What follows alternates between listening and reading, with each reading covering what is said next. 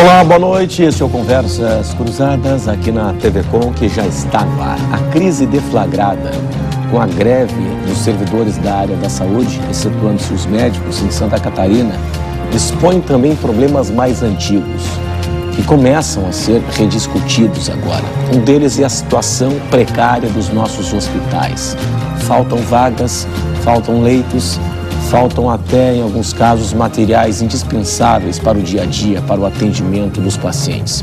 Mas o principal problema mesmo é a falta de gente para trabalhar. Uma situação que não é culpa de uma administração específica, mas de anos e anos de falta de investimentos no setor. Qual é o modelo ideal para a gestão hospitalar? É isso que iremos tratar a partir de agora no Conversas Cruzadas desta noite.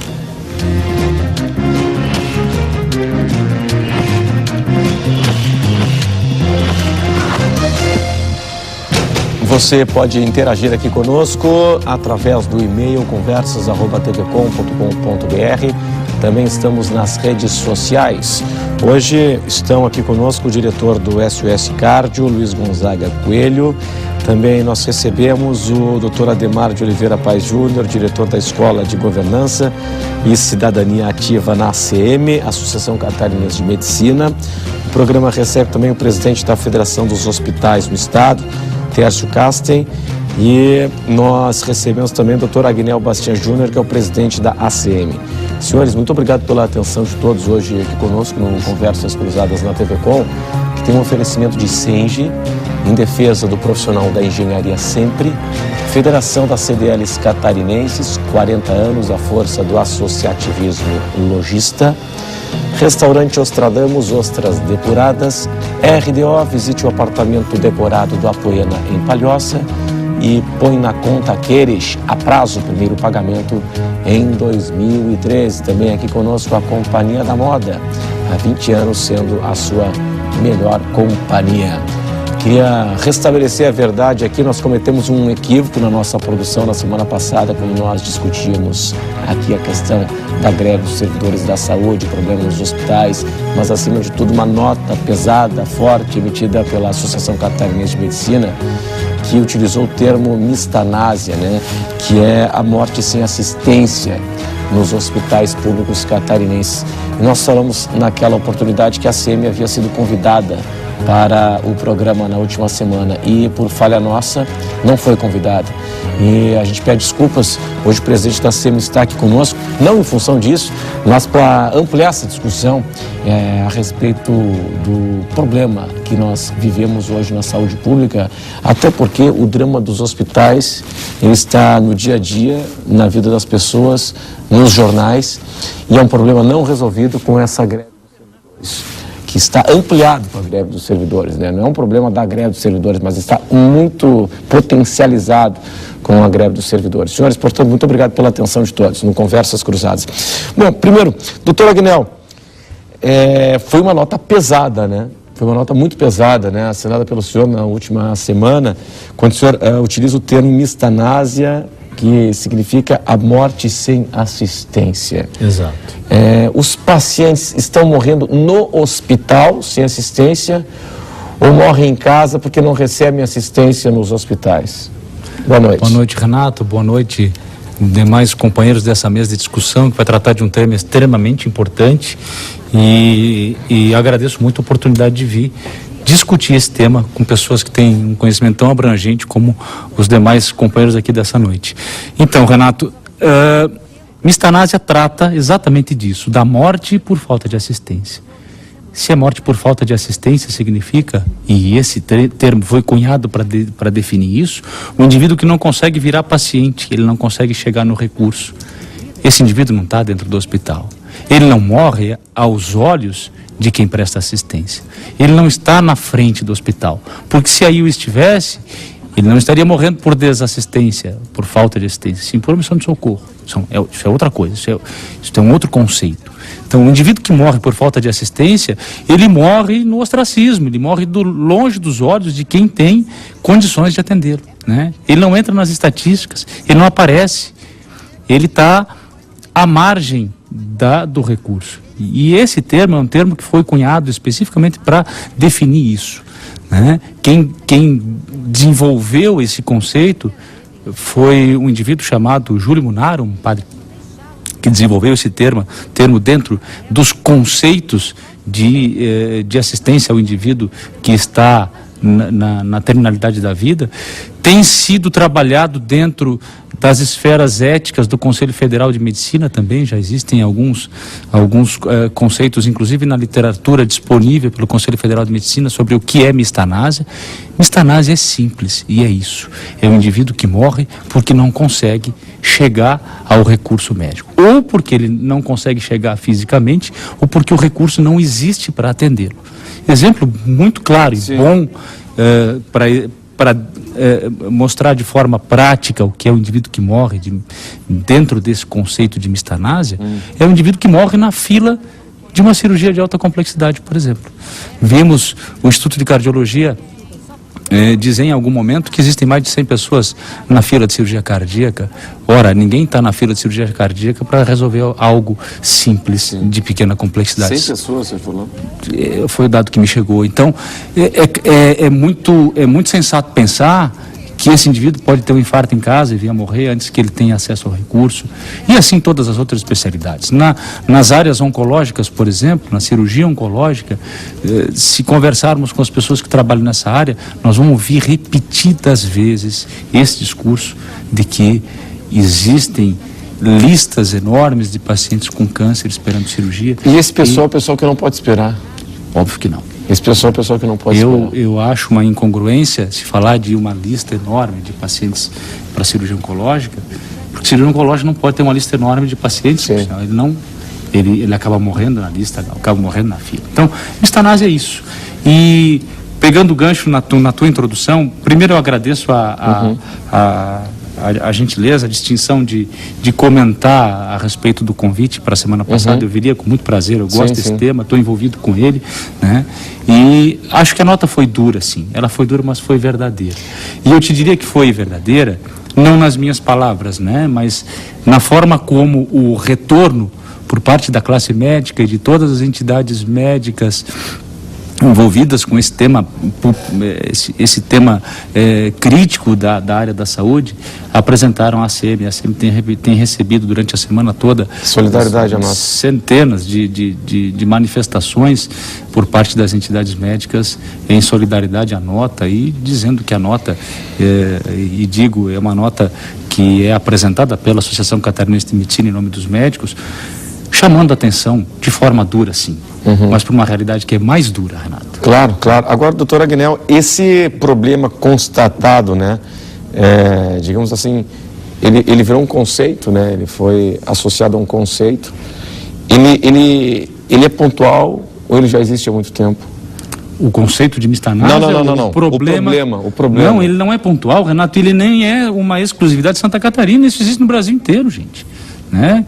Santa Catarina não é o único estado que vive uma condição de falta de assistência à saúde. Talvez até estejamos melhor do que muitos outros estados, né? Mas já estivemos muito melhor do que estávamos há bem pouco tempo atrás. Isso é uma coisa que nos incomoda muito enquanto médicos, porque nós estamos assistindo o desmantelamento das estruturas da saúde de forma muito clara. Ela está acontecendo na nossa frente. A nossa ideia aqui de unir os senhores é justamente fazer uma mesa de debates heterogênea, né, com representantes de diversos segmentos, setor privado, setor das entidades filantrópicas, enfim, a iniciativa privada, as entidades médicas, enfim, isso é fundamental.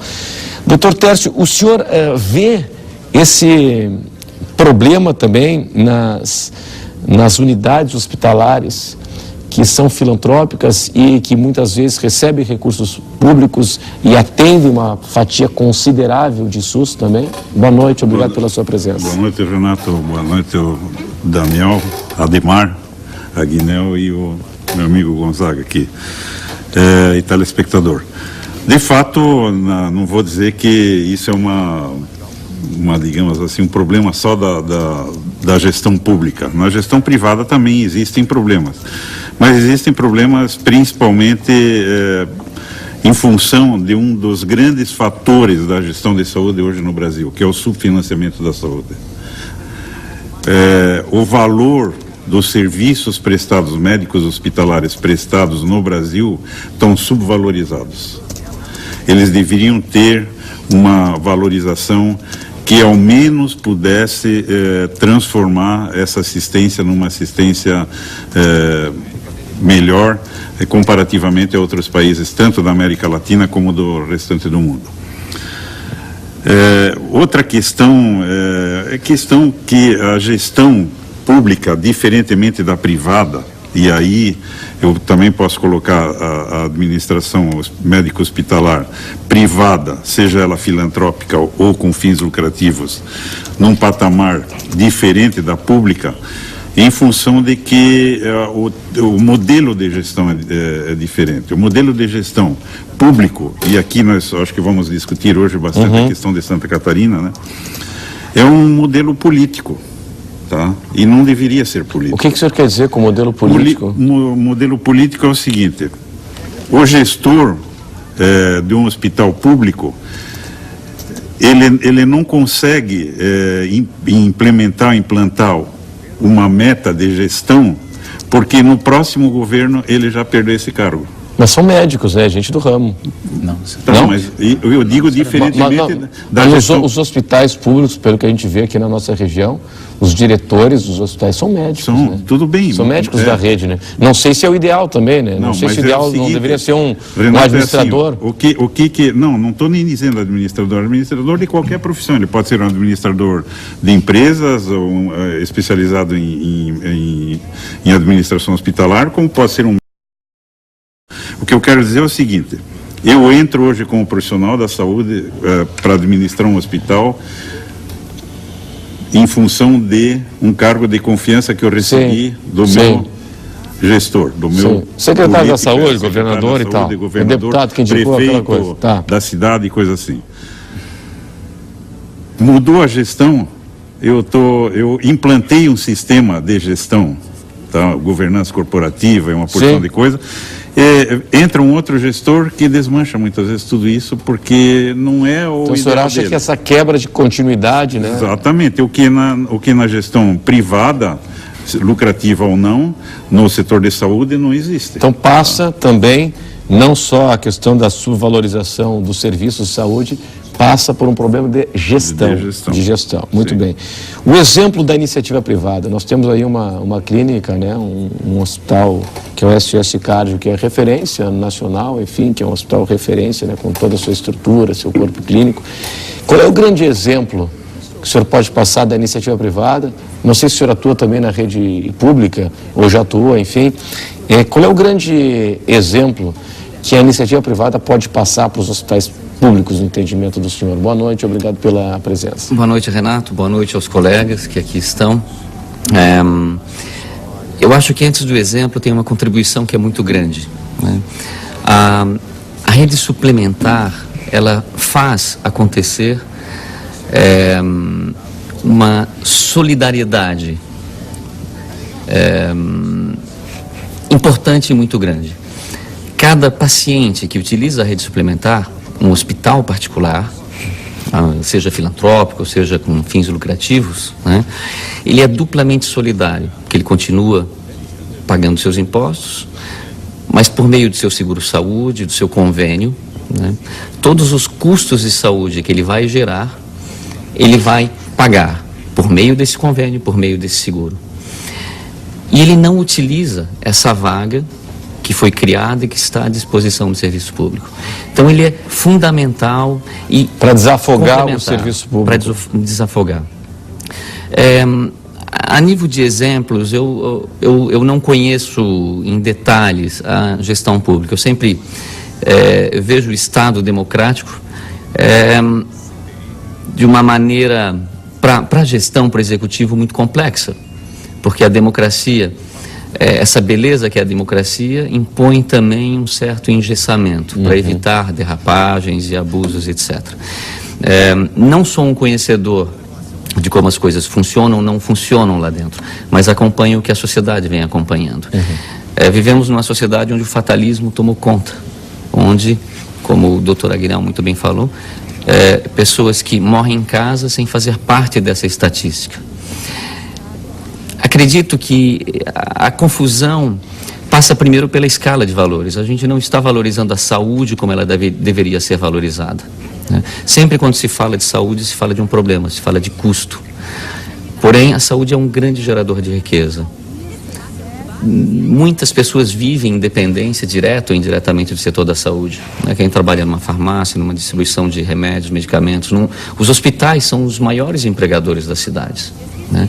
A segunda maior empresa da nossa região é uma operadora de Não, peraí, deixa eu só reter essa informação. O senhor disse que os hospitais são os maiores empregadores da cidade?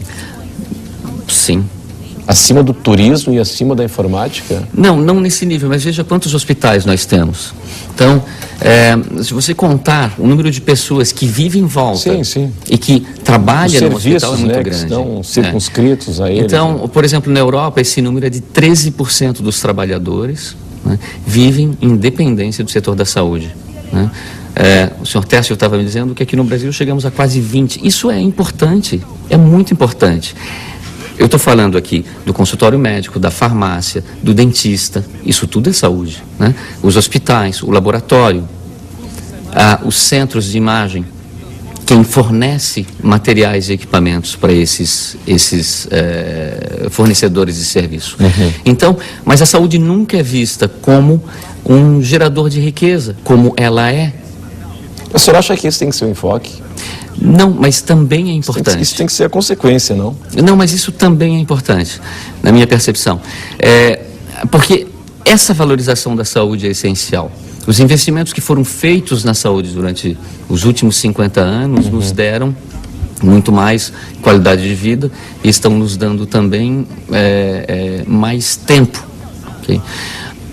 O que acontece? Nós hoje temos um problema que já... com o sucateamento de toda a rede pública, isso é algo que vem acontecendo já há alguns anos. Chegamos no ápice, onde ele não tem mais como funcionar. É a serpente que se come, fazendo um círculo, sem encontrar soluções para poder ir adiante. Temos problemas em todos os hospitais da rede pública hoje. Eu não diria que é só um problema de gestão, é um problema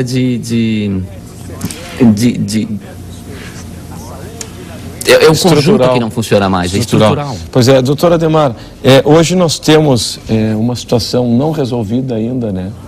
Da greve dos servidores, dos técnicos que atuam na rede pública. Nós estamos aí com a temporada de verão se aproximando. Quer dizer, o cenário não é animador, né? Boa noite. Boa noite a todos os componentes do debate, boa noite, telespectador. Na verdade, vai ficar muito mais grave, sem dúvida. Mas eu acho que as pessoas estão começando a perceber e a cobrar mais isso. Eu acho que o próprio controle social está aumentando, né? Eu acho que hoje a gente não depende exclusivamente da imprensa apenas para fazer esse controle. Eu acho que o controle social está aumentando. Embora ele ainda seja muito pequeno, né, as pessoas estão cobrando, mas a sociedade está se mobilizando, né? Nós lá na ACM, nós temos a Escola de Governança e Cidadania Ativa. Nós tivemos 2 reuniões para discutir exatamente esse tema da saúde, né? Nós tivemos a presença do presidente da Associação Médica Brasileira, aqui em Florianópolis, na escola, discutindo esse tema. E as pessoas estão mais mobilizadas, estão cobrando mais. Ainda não chegamos a um estágio em que essa movimentação gere respostas imediatas do governo, né? Hoje o governo ele está apresentando um certo diálogo, está se manifestando na mídia, se manifestando para os sindicatos, mas essa cobrança, essa exigência vai ser cada vez maior nos próximos meses, nos próximos anos. O próprio governo, no seu planejamento estratégico, eu tive a oportunidade de ler o planejamento estratégico do governo de 2011 até 2015, o próprio governo reconhece, o governo do Estado de Santa Catarina reconhece que o controle social é pequeno. Está lá escrito, né? E ele reconhece isso. À medida que o controle social for aumentando, não só as questões relacionadas à saúde pública, as questões relacionadas à saúde suplementar também começam a ser mais cobradas, né? E a população ela tem que se ater realmente a essas questões. Por exemplo, a chegada do verão. Você imagina a situação caótica que vai ficar a cidade sem os hospitais funcionando a pleno vapor. Ela já é caótica quando nós temos os hospitais funcionando. Sim. Né? Nós sabemos o que nós enfrentamos na cidade, né, a falta de estrutura que nós temos em relação ao verão para aceitar todas as pessoas que chegam aqui. Eu não estou falando só de saúde, eu falo até de estrutura, né, outras estruturas que impactam na saúde, né? Você, por exemplo, a própria estrutura viária interfere na saúde, né? Claro. Então, são todas essas questões. Nós esperamos sim, né, esperamos como entidades e como a CM que isso seja resolvido o mais rápido possível e sem dúvida nenhuma aí nós já estamos chegando a dezembro, janeiro, a cidade incha em termos de população, esse tema vai se agravar seguramente. A gente vai para um rápido intervalo e daqui a pouco eu queria saber dos senhores o seguinte, o modelo da gestão hospitalar. O senhor tocou no tema que eu acho que ele é importante, né? A questão da politização do setor. Vamos tratar deste assunto em instantes no Conversas Cruzadas. Até já.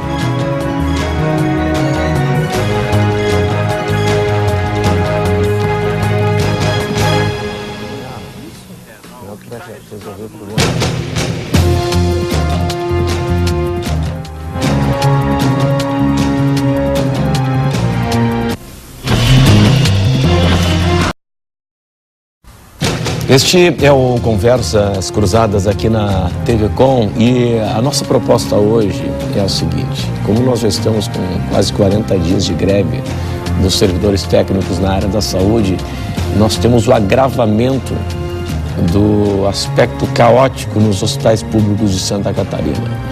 E a nossa proposta hoje aqui é discutir o modelo de gestão dos hospitais públicos. Doutora Aguinel. O senhor havia pedido a palavra agora? Eu queria fazer um gancho com o que o Gonzaga falou antes, sobre a valorização da saúde, que quando se fala em saúde, se fala em problema. Sim. E saúde, na verdade, não é só problema. E eu não estou falando aqui na questão do investimento, do ponto de vista lucrativo na saúde. Tem uma frase que a gente repete diuturnamente na Escola de Cidadania, que diz assim, sem saúde não há liberdade, e sem liberdade não há cidadania. No intervalo discutíamos aqui a importância da participação do indivíduo no controle social, como a doutora Ademar frisou, ou vamos dizer assim, no levantar a voz para reclamar que lhe falta algo essencial, como é a saúde. A saúde é essencial, sim, porque sem saúde o sujeito não consegue nem exercer o seu direito, dever, sim, de ser cidadão e de reclamar e de exigir aquilo que lhe é de direito. Então, quando falamos de participação do cidadão nas questões sociais, a gente traz um outro conceito, também, de cidadania, que é complementar a esse, que diz o seguinte, a maior sequela do indivíduo que é ignorante em cidadania é achar que as coisas não têm nada a ver com ele. Sim, sim. Tudo isso que está acontecendo, está à nossa volta, é problema de cada um de nós. Que a sociedade está deitada eternamente em berço esplêndido ainda. Então, assim, se acostumou ou se chegou a um ponto em que a gente está quase que naturalizando, quase que aceitando de forma tácita o fato de não termos saúde, educação, segurança pública, transporte público e meio ambiente. E outra, já que a SEMI tem a sua escola de cidadania, doutora Aguinel, um negócio interessante é o seguinte, né? Depois que inventaram as redes sociais, o cidadão faz o ativismo pelas redes sociais, do sofá, né? No conforto do sofá, ninguém vai para as ruas quando mais, ele tem o alcance de que isso é importante. Vamos usar um exemplo da Terra? Aquela menina da escola pública, sim, sim, que fez um blog muito simples, linguagem de criança, sinceridade de criança, verdade de criança. É uma cidadã no pleno exercício dos seus direitos e deveres, exemplo para qualquer cidadão adulto da nossa comunidade. E ela fez uma reviravolta, uma grande revolução no microcosmos onde ela vive. Vai visitar a escola que ela estuda e compara aquela escola hoje com o que ela era antes dessa menina, se posicionar com uma coisa simples como isso aqui, com um celular, computador. Quem não tem acesso a isso hoje? Todos têm. Então, esse é o exercício da cidadania. Na primeira aula da nossa escola de governança e cidadania ativa da CM, quem proferiu a primeira aula a aula de abertura da Escola de Cidadania foi o jornalista Moacir Pereira, Sim. falando justamente sobre contexto político da atualidade. E ele disse isso, uma coisa muito importante, de que assim, esses recursos todo cidadão tem. Ele precisa só entender que ele pode, que ele deve e que resulta. Se ele fizer algo para chamar a atenção das carências, das responsabilidades e enaltecer o que é bem feito. Porque a gente não pode só reclamar, né? Hoje eu costumo ouvir uma frase, um posicionamento que diz assim: puxa, a mídia só mostra coisa ruim porque o que as pessoas gostam de ver. Não é verdade. Ou melhor, não precisa ser assim. Tem tanta coisa boa acontecendo que tem que ser mostrada, porque isso é o feedback positivo que a sociedade precisa ter. Claro. Agora é o seguinte... Eu queria até fazer também uma parte ali com o Dr. Aguinel, assim, Renato, eu acho que isso passa também, de uma certa forma, por essa questão da gestão política. Que eu coloquei. Vamos retomar esse tema. Porque o que acontece? O gestor político ali do hospital, que nós estamos falando do hospital público, que essa conversa iniciou no nosso intervalo, eu vejo nos hospitais privados que a gente representa, a comunidade se envolve, porque são hospitais da comunidade e eles se envolvem. Por que o público não é da comunidade? Muitas vezes até porque aquele gestor, ele pega aquele problema, digamos assim, que ele assumiu ali politicamente e não consegue nem desenvolver Eu vou dar um exemplo. Nós temos a FEUESC, a ESC e a FEUESC, já há alguns anos tem o PROGES, que é o Programa de Gestão em Saúde. E esse PROGES nós chegamos a oferecer, nós oferecemos cursos aos hospitais, tá, de qualidade, aos hospitais nossos, mas nós chegamos a oferecer para o Estado também. Tá, na gestão passada, inclusive, já. Para que pudesse mandar os seus gestores fazer isso, fazer parte disso, aprender alguma coisa a mais em termos de gestão. Mas eu acho que não existe. A questão da gestão pública, política, que eu digo. Hoje tem um grupo de funcionários dentro do hospital que pertence, digamos assim, a um determinado mas isso diz partido. Em nível de direção.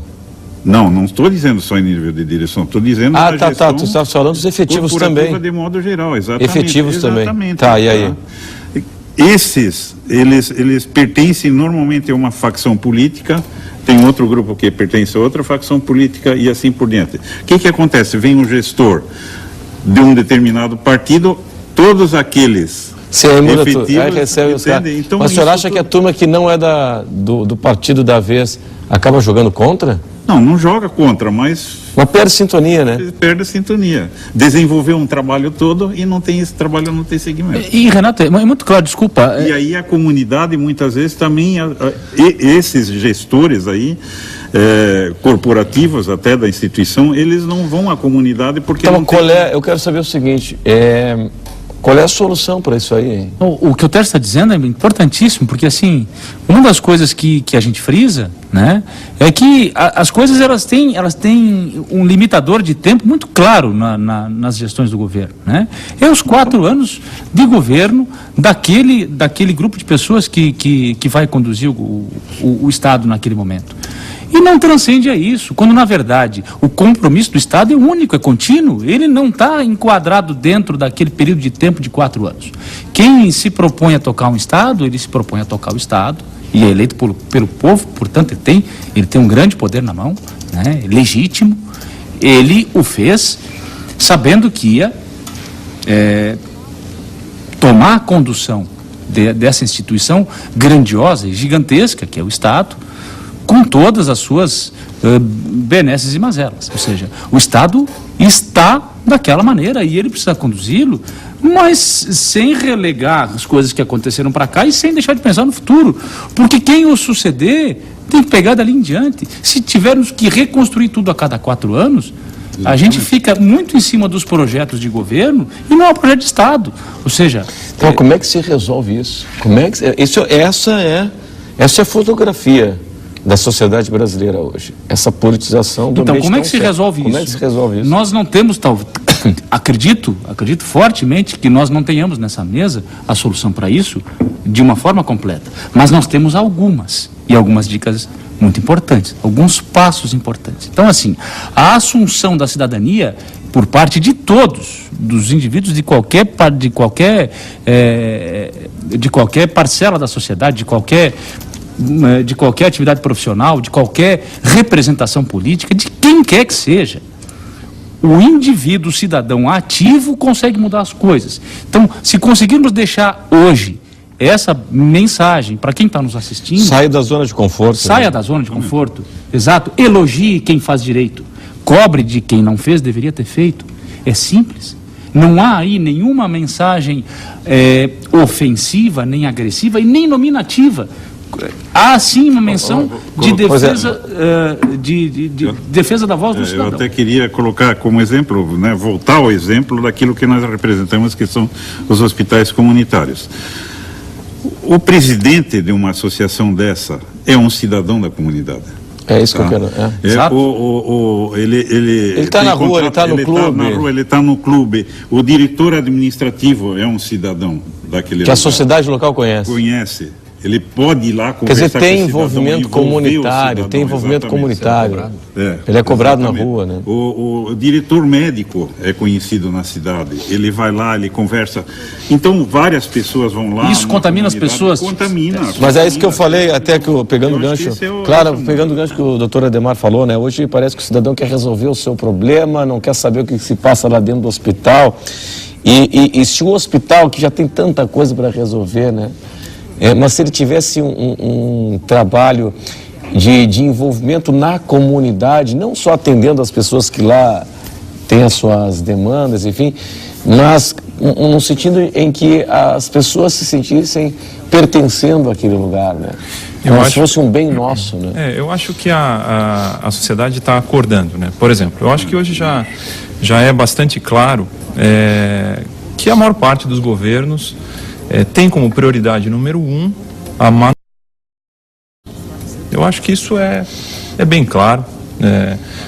Prioridade número 1 de qualquer governo, não é nosso, não é só do Brasil, não é só de Santa Catarina, não é só do Brasil, isso é no mundo inteiro, né? Prioridade número 1, manutenção do poder. Prioridade número 2, resolver da melhor forma possível os problemas da sociedade. É muito interessante quando você vai assistir, ver os resultados de um governo, você vai ver os relatórios, ou um relatório de um secretário e tal. Sempre os números estão melhorando. Gente, mas a saúde, ela está melhorando desde a década de 40. Sim. Se você pegar os números de Bangladesh, eles melhoraram desde a década de 40 para cá. E não vai ser diferente aqui. Melhorando, estão. A questão é quanto estão melhorando. Sim. O Brasil cresceu nos últimos anos. Cresceu, mas quanto ele cresceu? Cresceu muito abaixo do que poderia crescer. A saúde melhorou? Melhorou, mas muito abaixo do que poderia melhorar. Não acompanha a demanda, né? Isso em vários países, em todas as esferas, federal, estadual. Você pega o governo federal, você não encontra um projeto de Estado. Você encontra lá, projeto saúde na escola. Está lá um projeto que é um financiamento de não sei onde, que chega um recurso para não sei quem, que vai durar 2 anos. Dezenas de projetos. E é assim que se faz a organização da saúde. Isso não é só na saúde, em vários ministérios, né? Não há um projeto de Estado. Então, acho que a primeira questão, a população tornar claro, e isso nós, médicos, nós enquanto associação, nós enquanto escola de governo, estamos tentando disseminar isso. Para a saúde, não basta projeto de governo, tem que ter um projeto de Estado. Claro. Então, esse é a primeira Mas modificação. aí a primeira questão é interesse público, né? Tem que haver interesse público, mas para isso, cobrança. A gente retoma a educação, né? Educação, articulação da sociedade. Aí vem outra questão. Cidadania. Qual que é a função do Estado? A função do Estado é manter o Estado democrático de direito. Essa é a função do governo. A função número 1 do governo é manter o Estado democrático de direito. Para você ter um Estado democrático de direito, você precisa ter indivíduos capazes, indivíduos independentes, né? Indivíduos que possam exercer a sua cidadania, exercer o seu voto. E para o que o indivíduo precisa? Qual é o mínimo para a existência desse indivíduo? É ter trabalho, saúde, educação. Sim. E segurança. Cumprir o que está na Constituição, né? Manter o Estado Democrático de Direito. Eu acho que essa função do Estado, as pessoas têm que, todos nós temos que exigir, nós estamos trabalhando, aliás, nós 5 estamos aqui hoje trabalhando para disseminar esse conceito. Vamos fazer o seguinte, a gente vai para um intervalo comercial e eu queria saber a opinião dos senhores para daqui a pouco o seguinte, as organizações sociais, que é um modelo defendido pelo governador Raimundo Colombo, que ainda não foi implementado, uma certa resistência conceitual, os setores ligados ao serviço público em especial, e a gente vai discutir esse assunto em instantes depois do intervalo. Até já.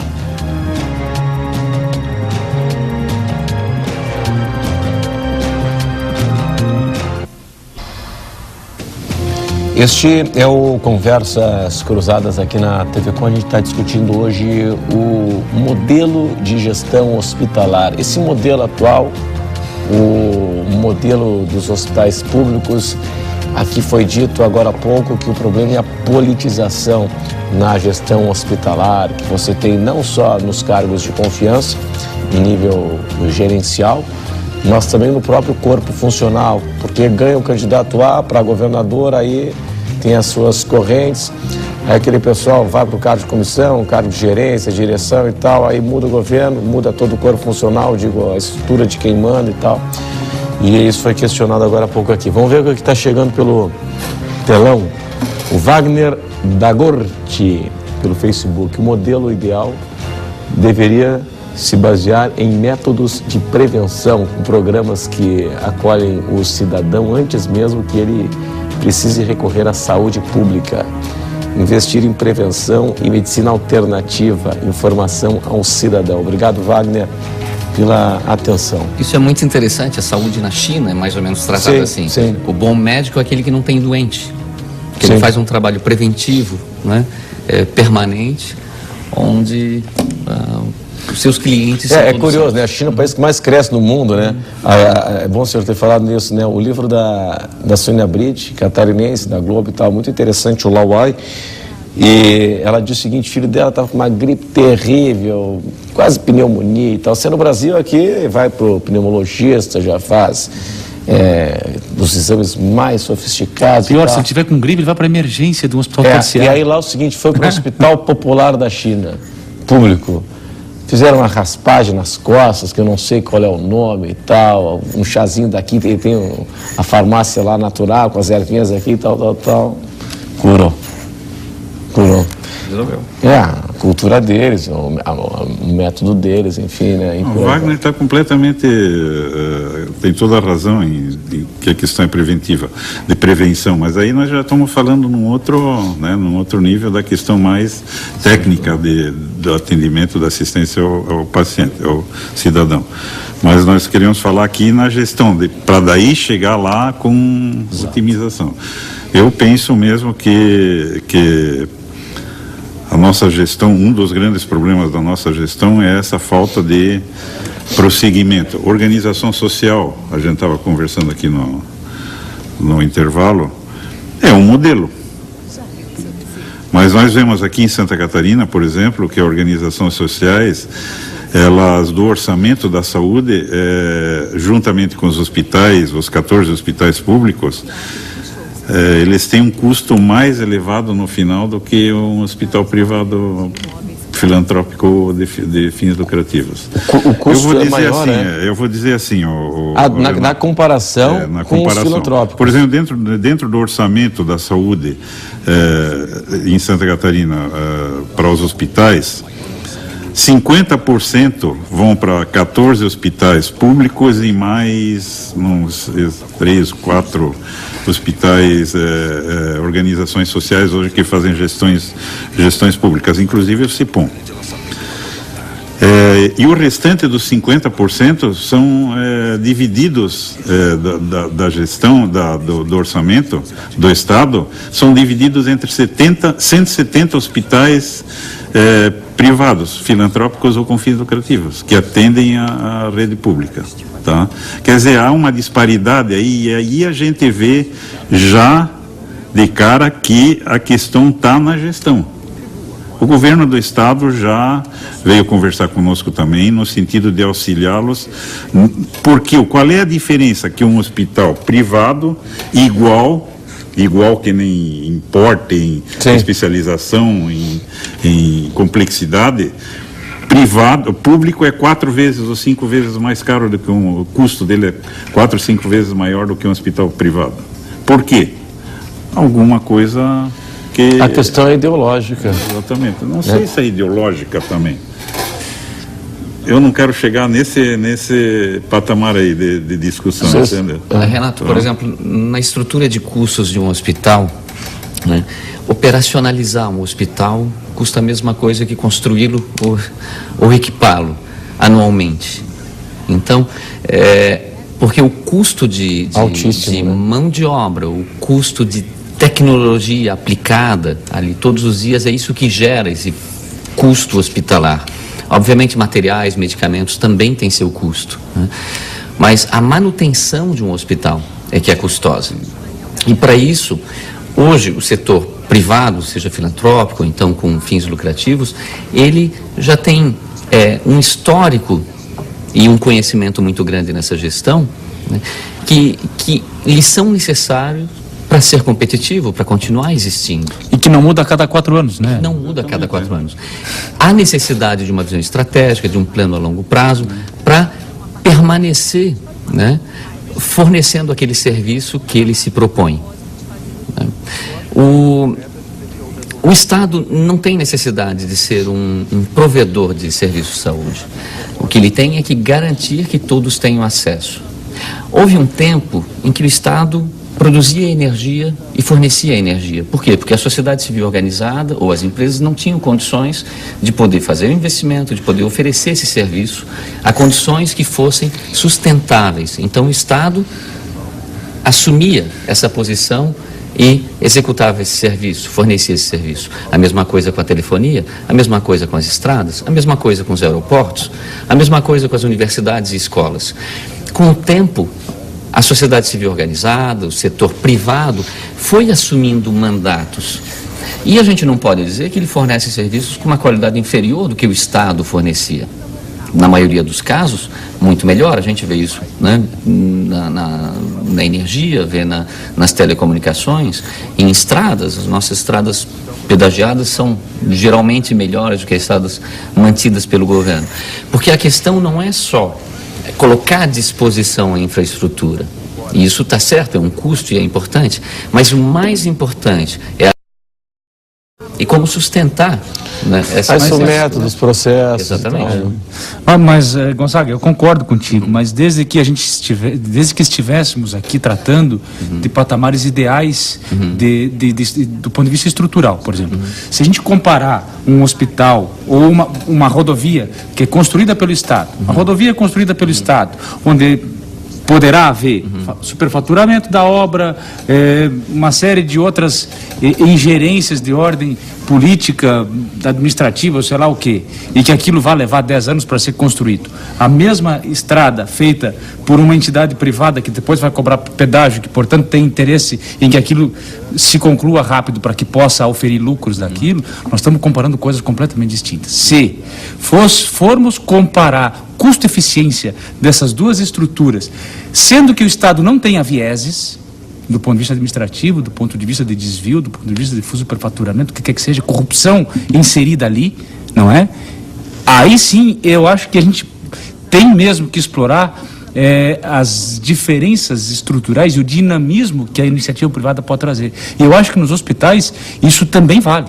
Por exemplo, por ocasião do último Fórum de Entidades Médicas de Santa Catarina, nós promovemos uma discussão exatamente sobre isso, sobre os modelos de organização social. Bom, pessoal, eu preciso chamar um intervalo comercial para daqui a pouco. Eu queria saber dos senhores se há transparência na gestão hospitalar. Se você vai no site da Secretaria Estadual da Saúde, até você consegue, imagino, eu já pesquisei, consegue informações, mas elas não são muito palatáveis, né? Elas não são muito sensíveis aos olhos do cidadão comum, né? Não dá para assimilar com muita clareza. A informação está lá, mas parece um monte de número e dados que o cidadão comum acaba não entendendo. Transparência na gestão hospitalar, nos gastos da saúde pública, daqui a pouco, depois do intervalo.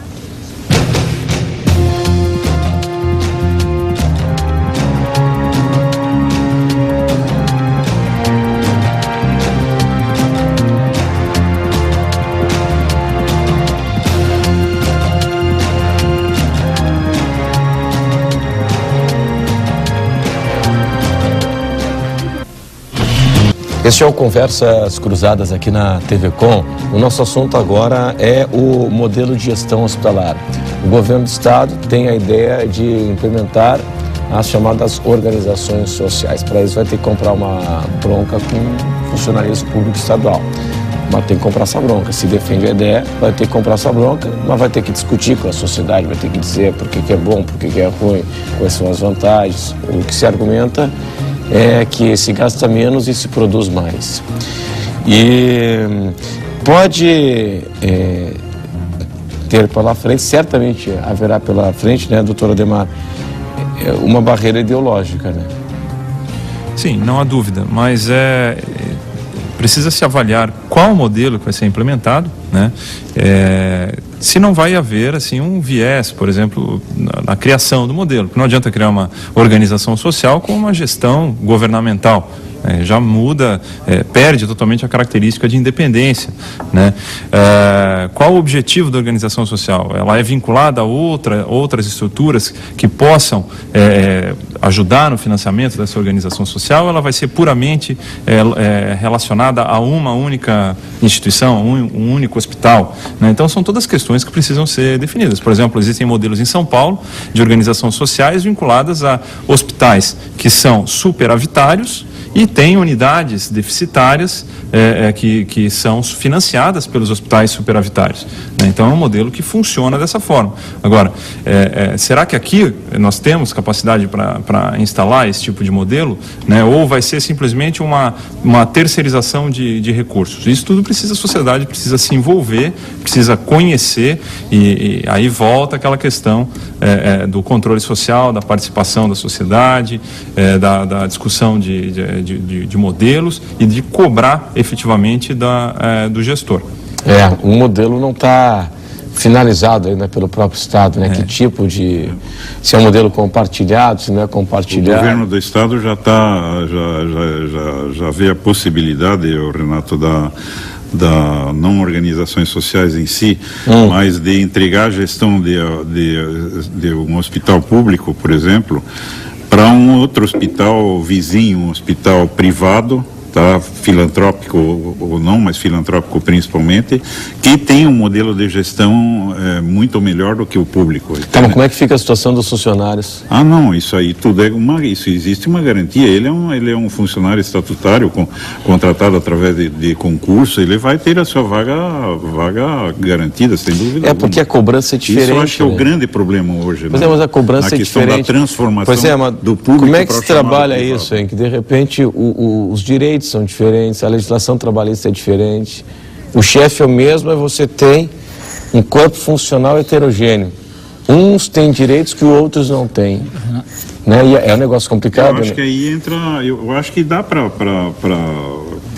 compartilhar as duas coisas. Um vai trabalhar mais que o outro. Não, mas aí vai ter todos um regramento que eles vão ter que obedecer, sem afetar a estabilidade deles, que eles já têm a estabilidade garantida. Eles vão fazer um ajuste de conduta, digamos, trabalhista entre eles, que vai propiciar. Aí entra, Renato, mais uma vez aquilo que nós estamos discutindo. De quem que é o interesse? É do usuário do sistema. O usuário do sistema. Nós estamos falando aqui do usuário do sistema. Nós temos que prover esse usuário da melhor assistência à saúde possível. E aí não interessa se eu sou elitista, se eu sou estatutário, se eu sou... Entende? Deixa eu só fazer uma parte nisso, Décio, que o que tu está dizendo é muito importante. Discutir modelo de gestão precede a instalação do modelo de gestão. Mas nós estamos vivendo uma crise em que o nosso circo da saúde está pegando fogo. Sim. Então nós não podemos passar, de repente, a falsa impressão de que ainda dá tempo de discutir modelo de gestão, de organização social, de qualquer outro modelo que seja, para resolver a greve da saúde. A greve da saúde tem mais de um mês. Sim. Não é? E as pessoas estão à mercê da falta de negociação. Então é importante que a gente use ainda um pedaço desse espaço para dizer que é preciso sim que o governo sente amanhã com o comando de greve dos funcionários da saúde e resolva isso. Não existe resolução de greve nenhuma sem negociação, sem diálogo, sem sentar e conversar. Pessoal, muito obrigado pela atenção de todos hoje aqui conosco no Conversas Cruzadas na TV Com. Estaremos de volta amanhã. Conversas Cruzadas, quem decide tem opinião, assiste. Tchau!